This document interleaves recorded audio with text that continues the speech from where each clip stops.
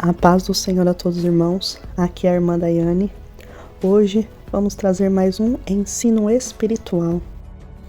1 aos Coríntios 12, verso 4 diz assim: Ora, os dons são diversos, mas o Espírito é o mesmo. Os dons espirituais são habilidades que são dadas por Deus para nós, a igreja. Deus nos dá os dons para servirmos uns aos outros. E uma igreja que não é espiritual é uma igreja artificial. Uma igreja que não manifesta os dons espirituais é uma igreja artificial, não é uma igreja espiritual. Por isso que Paulo sempre dizia assim, olha, e as minhas palavras e a minha pregação não consistem em palavras persuasivas humanas, mas no poder do Espírito Santo. Aleluias. Deus sabe de coisas da sua vida que nem você sabe. Jesus disse assim, olha, que Ele sabe quantos fios de cabelo você tem na cabeça. Mas Ele sabe de coisas também que você nem sabe, que você nem imagina. Por exemplo, esses dias, eu fui orar por uma mulher e o Espírito Santo me revelou que ela tinha um caroço e que aquele caroço dentro dela iria virar um câncer. E na hora que eu orei por ela, ela caiu sobre o poder de Deus e ela foi curada. Irmãos, entenda uma coisa, que Deus te conhece de uma forma pessoal e íntima. Deus te conhece melhor que você mesmo.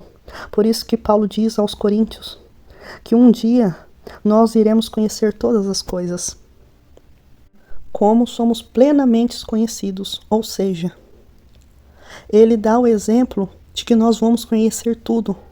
Nós vamos conhecer como a gente é conhecido. Por quê? Porque nós somos plenamente conhecidos por Deus. E lembre-se que é o Espírito Santo que é responsável por distribuir cada dom, conforme a sua vontade. Mas é nossa responsabilidade desenvolver estes dons. Lá em 1 Coríntios 12, versículo 8 ao 10, a Bíblia nos mostra os 9 dons espirituais, que é a palavra da sabedoria, a palavra do conhecimento, fé, dom de cura, operação de maravilhas, profecia, discernimento de espíritos, variedades de línguas e interpretação de línguas. São 9 dons espirituais. Então vamos dividir eles em 3 categorias. São 3 categorias e cada categoria existe 3 dons. O primeiro é dons relacionados à fala, dons da fala. A segunda é dons de revelação e a terceira, dons de poder. Primeira categoria, dons relacionados à fala, dons da fala, variedades de línguas, interpretação de línguas e profecia. Segunda categoria, dons de revelação, que é a palavra do conhecimento, palavra de sabedoria e discernimento de espíritos. E a terceira categoria é dons de poder, que é o dom da fé, dom de cura e operação de maravilhas.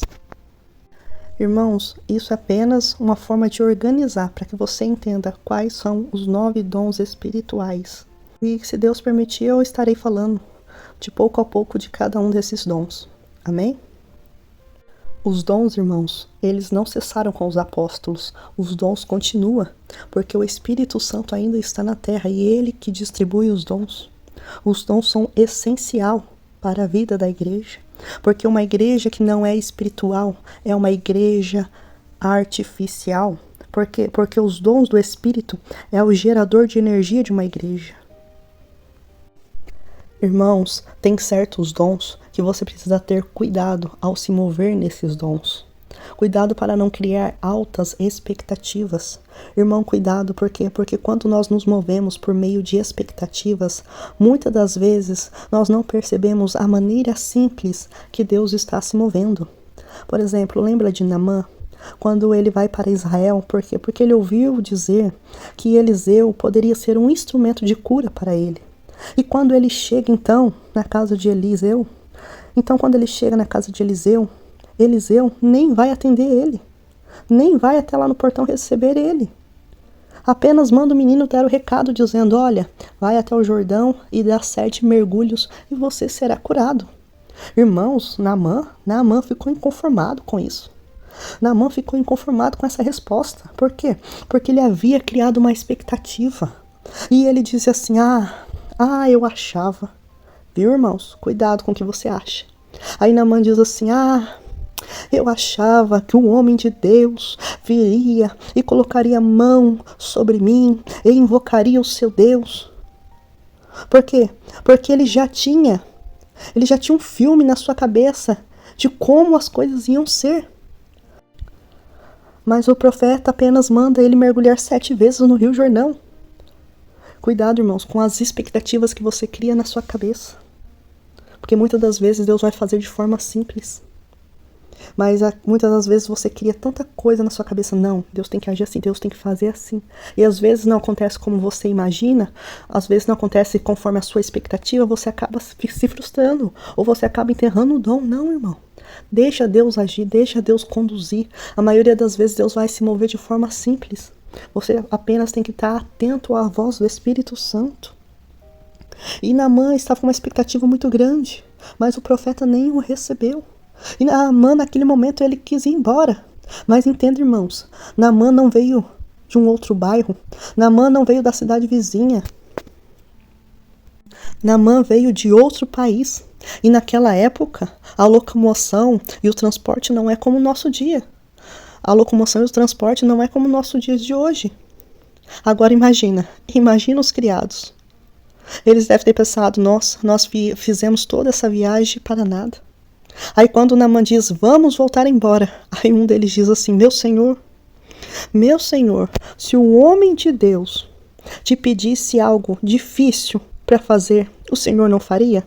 Aí Naamã, é claro que eu faria. Se fosse algo difícil, eu faria. Mas em vez disso, ele quer que eu mergulhe nas águas. Mas isso é fácil, meu senhor? É claro que é fácil. Então por que não faz aquilo que é fácil? E naquele instante, Naamã entendeu isso.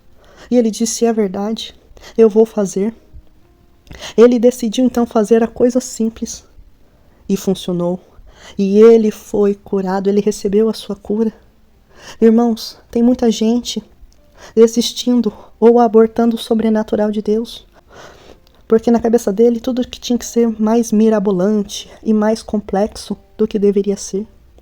Irmãos, Deus tem manifestações espetaculares. Mas isso é exceção. Não vai acontecer todas as vezes, nem o tempo todo. Lembra de Elias? Elias estava na caverna. Então veio o terremoto, veio o fogo, o vento forte. E a Bíblia vai dizer que Deus não estava em nada daquilo. E de vez em quando, Deus pode vir dessa forma. Mas ele não vem somente dessa forma. E a Bíblia diz então que veio um som suave e tranquilo. E Elias reconheceu que era Deus. Irmãos, e eu vejo que isso, na maioria das vezes, é um problema para a maioria dos cristãos. Por quê? Porque eles mistificam demais a operação dos dons. Irmãos, a manifestação do Espírito Santo é simples. A maioria das vezes Deus vai manifestar de forma simples, mais profunda. A maioria das vezes Deus vai se manifestar de forma simples, mais profundas. Ninguém começa a correr antes de andar. Você vai dando um passo de cada vez, até que um dia você já começa a correr. É assim com os dons, compreende? Com o tempo você vai aperfeiçoando o dom, mas para isso você precisa usar o dom. Irmão, como você aprende a andar de bicicleta? Andando. E mais, não adianta você ter a bicicleta e você não andar com ela. Não adianta você ter o dom e não usá-lo.